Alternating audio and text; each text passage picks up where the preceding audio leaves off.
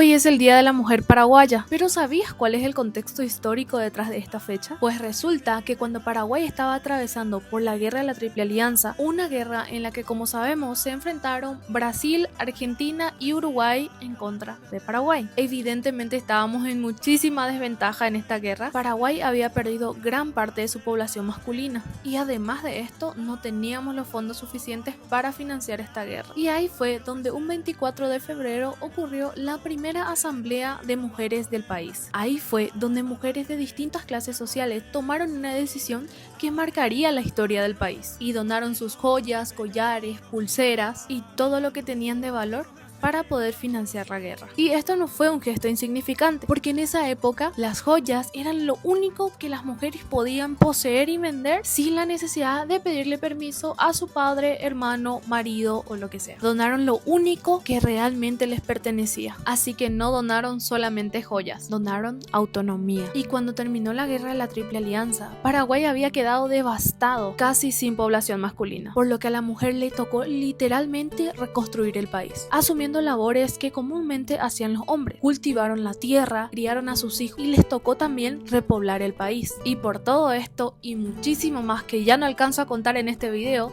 es que la mujer paraguaya es considerada la mujer más gloriosa de Sudamérica.